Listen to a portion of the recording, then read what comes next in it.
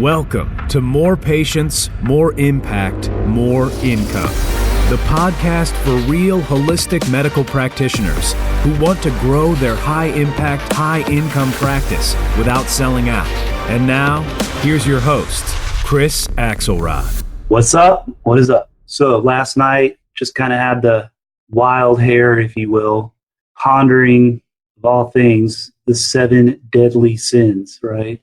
Like, where the hell does that come from?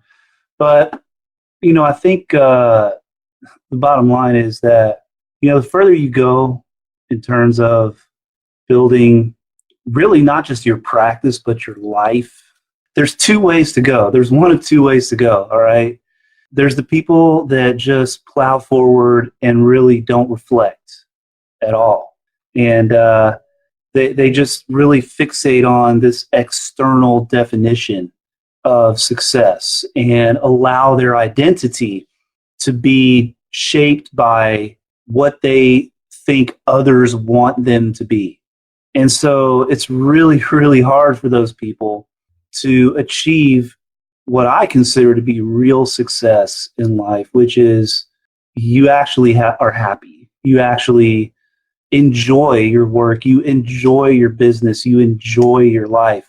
You bring joy to other people. You help other people grow in their lives. As healers, to me, that's what this is all about. That's what this work is all about. It's about transcending all the bullshit and the noise and being that person and that presence that lights people up, when they come into your clinic and when they're with you and when they see your marketing, in every aspect, when they contact you. And contact is not just calling you. Contact is not just showing up at your clinic. Contact is when they read your blog post, they see your video, or they see your post about free talks you're doing, or whatever. You are contacting people. And when you really want to show up with that light and that spirit and that uplifting energy in your community, you have got to learn to reflect upon yourself and start to look at what success means to you, and also take ownership of the fact that if you are finding the success you want, that's not on anyone else.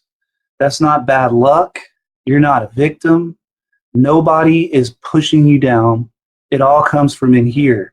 And that's why I've been, contemplating on this whole concept of the 7 deadly sins, because, that's one of the old school kind of warnings, right? There's these 7 things, these 7 states, these 7 emotional states that if you feed these states, it just kills your joy. It kills any chance that you're going to live a meaningful, joyful, purposeful life if you let these states take over. And the word sin, and I don't know where, I think I was talking to a patient about this. I talk about shit like this in clinic, which is probably one of the reasons why patients, probably 90% of why they keep coming back is because they're like, man, I got to go back and see what this motherfucker is going to say next time. Every time there's something that they get, like, that they weren't expecting from our conversations. But I was talking with a patient about this, I believe. And, this whole idea of a sin, sin is taken totally out of context in religion. The word sin, the Latin root, is to omit or without, right? So it's not something that you're doing on purpose. It's not something that you're intentionally doing, like being greedy, for instance, which is the sin that we're going to talk about today, the deadly sin of greed and what that means. You're not doing that intentionally. It comes from something that's missing inside of you. It comes from something that you feel like a loss, and it drives this need. And so the key is also, before I even get into this, I want to talk a little bit too about the fact that, there's people who are going to say, well, what the fuck does this have to do with, you're talking about the 7 deadly sins. You're talking about all this psychology. What the fuck does this have to do with having successful practice, whatever? And what I'm going to tell you is it has everything to do with it, because as your practice grows, as your impact grows, as your knowledge grows and your ability to help people grows, and you start to expand in what your definition of success is, and you start to see the possibilities that exist for you, the only thing that is going to limit you, the only thing that is going to limit you from reaching that vision that you see is things that you refuse to let go of within yourself, your own limitations and your own limited definition of who you are. That's the only thing that's going to hold you back. And the more that you are reflexively going through life without reflecting, it's interesting. Reflect. Never really thought of that before, but there's probably some connection there. The more that you are reflexively going through life, reacting to things, assuming that your idea about, how the world works is accurate, and not reflecting on your own inner psychology, man, your impact's going to be limited. Your ability to reach the kind of success you want. And that's the key. Success is relative. You have to define what success means for you. What success means for me and what success means for you, totally different. And that's cool, because that allows you the freedom to say, look, this is kind of what I like. No, not even kind of. This is for sure what I feel is success. And this is for sure what is going to bring me fulfillment and joy and help me to live my purpose. And maybe for you, it's X, Y, and Z. Maybe for me, it's A, B, and C. And that's cool, because the more that everyone is clear on what success and fulfillment means for them, the less they're going to be fucking worrying about what everybody else is doing, criticizing what everybody else is doing, and getting wrapped up in all of these deadly sins that we're talking about. And when they say deadly, again, like in my post last night, if you didn't see it, I was talking about the fact that they don't mean like you're literally going to die. What they mean, though, is, well, sometimes you do. I mean, obviously, greed, which we're going to talk about here in a second, really quick. Greed is obviously capable, if you're really, really out of control with it, you can make some really crappy decisions and hurt yourself and possibly die, right? Okay, so that's true. But I think that what's really kind of the meaning of that when they say deadly sins is that these are the things that kill your joy.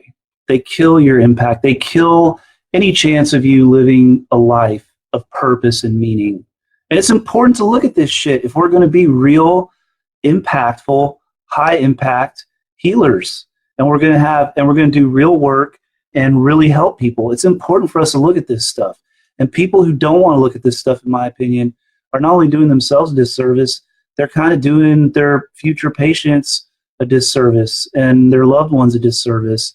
Because at the end of the day, man, the more we can clear the way for our true power and our true creativity and our true heart to come out, that is what allows us to really just have the most positive and powerful impact on everybody we meet, not just our patients, our family, our loved ones, our friends, you guys in this group, each other. That's what gives us real freedom and real power.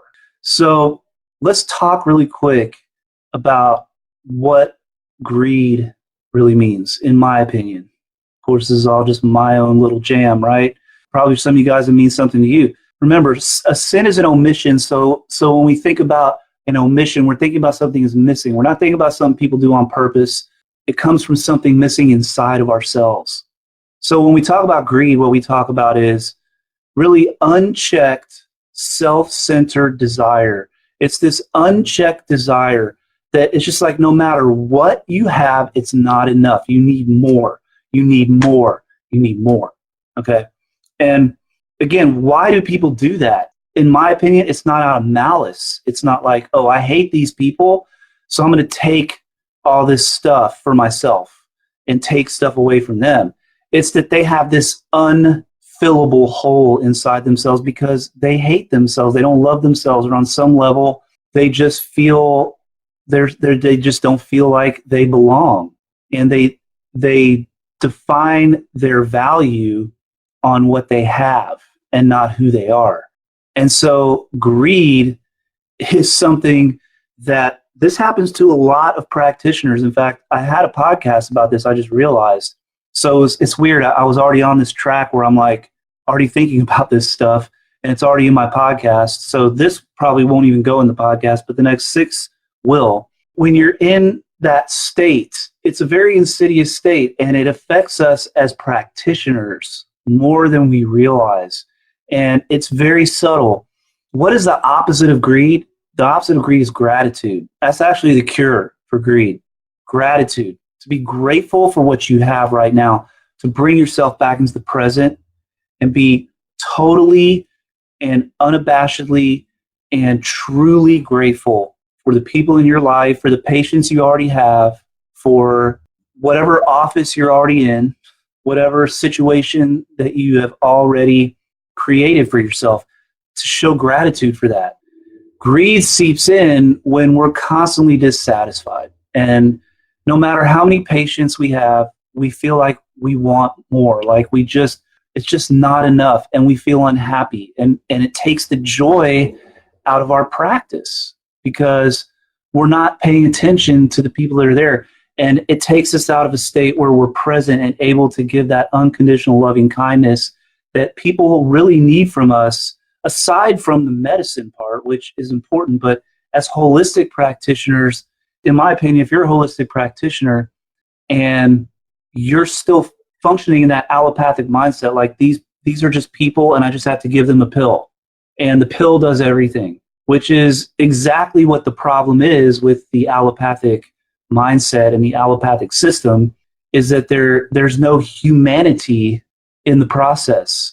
All the emotion and thought is, for the scientific purposes, eliminated from the equation, and people are treated as like robots and machines to be manipulated and tweaked, and there's no attention paid to the relationship, and there's no attention paid to the connection that we have with patients.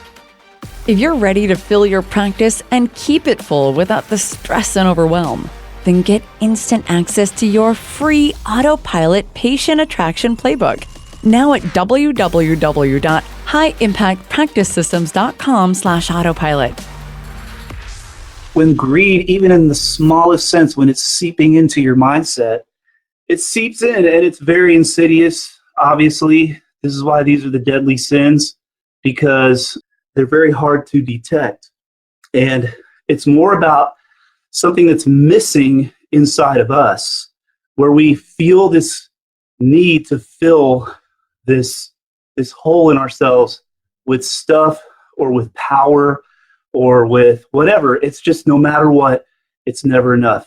And in your practice, what'll happen is that what I see happen, and this is with myself too, and I have to constantly check myself, but I see it also with other people, is you want your patients' results, not necessarily for them, but so that you feel better about yourself.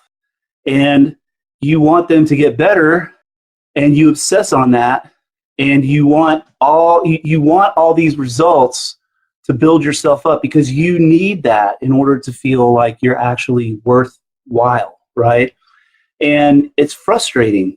And a lot of people screw themselves because if they don't see results within 2 or 3 treatments, or within a month, or within 6 weeks, they start to beat themselves up, and they start to think negatively. And you know what? That's just making it about ourselves when we do that. We're not really focusing on our patient anymore.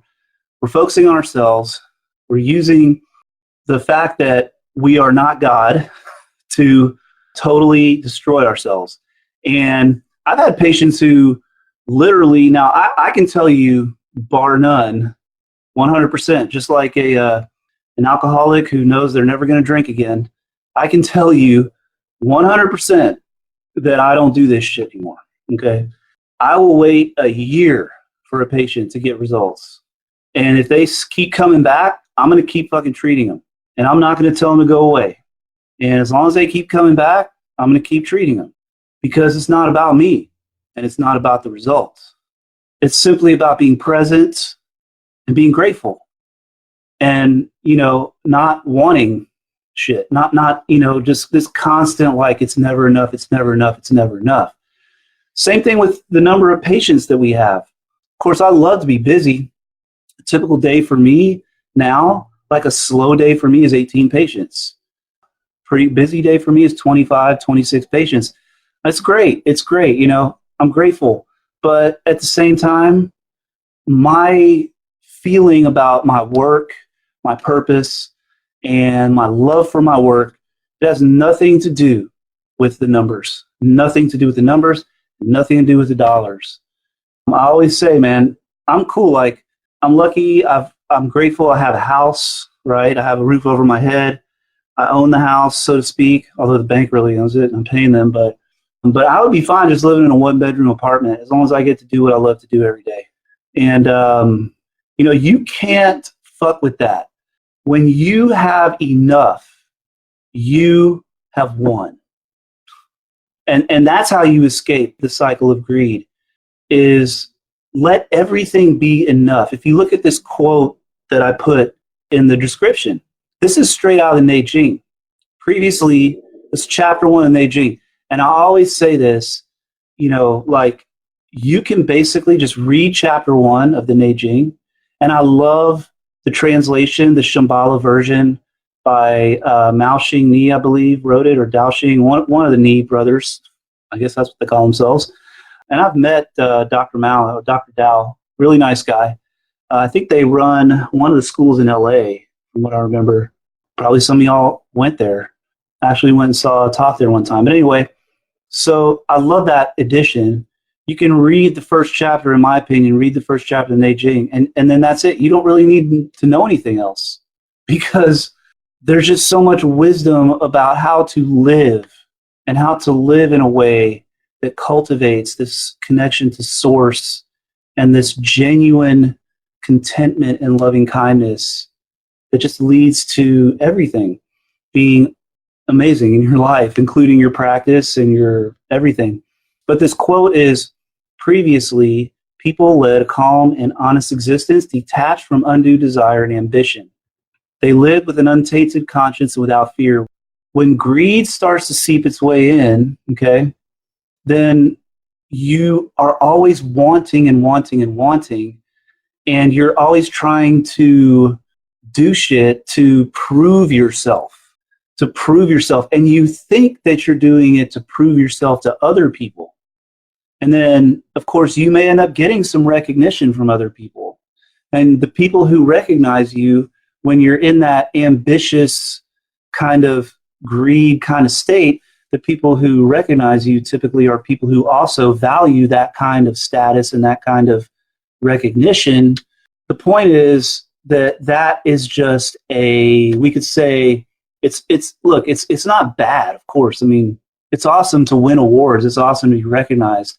But at the end of the day, if that's what you're focusing on, if that's what you measure yourself by, then you're measuring yourself by something transient and impermanent and that can go away at any minute. I mean, as we speak right now, you can see what's going on in our government by around a certain person who, pretty much has reached is this close to the pinnacle of, like, on earth for his career. And it's all, who knows what's going to happen, right? But you see how precarious that is, because you never know. You never know. And at the end of the day, when you are not focusing on those things and you're just living your purpose, enjoying every moment and doing the things you love to do, you're free, because you always have enough. And you know what? Most people don't, and most people never will. On some level, people, in fact, look, most of the people that come see us, part of their illness is the fact that there's a hole inside themselves they're trying to fill, and they just never have enough. and they're filling it with food, and they're filling it with doing shit all the time and not getting enough sleep, or, whatever it is. And they're just, again, like, a sin is an omission. It is not a transgression. A sin is something missing. It's a hole in the bucket. And they don't even realize, and they're just leaking energy. They're leaking life force. They're leaking joy. They're leaking so much of what life is supposed to be. And then they end up sick. Even like if you think of someone who's holding on to frustration and anger, and they won't forgive and they won't let go. In a way, that's greedy, because they're wanting somebody to apologize. It's never enough what other people do. People are always falling short, and they always want more and want more and want more. And that anger builds up inside them. It builds up inside them, and maybe they end up with heart problems or central nervous system disorders, or, the emotional roots of some of these diseases are so deep. And we as practitioners, in my opinion, are called upon, almost in a way, I talk about, the fact that we come from a shamanic lineage. We, in a sense, really as in the lineage of Chinese medicine in particular, we really are descended from a shamanic tradition. Not so much on the allopathic side. And that shamanic tradition calls upon us to be that change, to embody that transformation within ourselves, not just try to make it happen in our patients. So there you go. And again, how do you overcome greed? Very simple. Just implement a daily gratitude practice. Like, one of the things I teach in the war room is every day, just before you go to sleep, think of 5 things you're grateful for. 5 things. 5 things. Maybe a person, maybe something that happened that day, maybe an opportunity, maybe just nothing, And it can be the same damn thing every day. I really don't care. It can be the same thing every day. You can give thanks as long as you're giving thanks and you mean it. That's all that matters. And gratitude as an emotional state starts to loosen up all of that want. And it starts to fill that hole in your bucket that greed represents. Melissa Ann says 5 daily gratitudes. And I really think that also as holistic practitioners, if we ignore the emotional side, I'm not saying because look, if you came to shadow me in clinic, which by the way, if you join War Room, you can come shadow me in clinic for 2 days. Follow me around. I'll answer all your questions. You can see all the shit behind the scenes going on and learn everything that we do in our clinic. But, I don't talk much in clinic. I really am not a talker, and I'm quiet most of the time. So it's not like I'm sitting there with my patients, like getting all into all this, trying to be a psychotherapist. But here's the thing, like I do, and I'm relentless, not letting my patients off the hook when they are beating themselves up or when they are generating states of anger and things like that. I'm going to make sure that I, in a very gentle and very loving way, remind them, hey, you know what? Like, you could just choose to not be angry. Why are you not forgiving this person or whatever it is, And I'm always making sure that I'm helping them to really trying to help empower them. And again, I think if nothing else, that's the retention strategy in my clinic basically boils down to we have amazing conversations, and I think they just want to come back and see what's going to happen next time. So anyway, guys, peace out.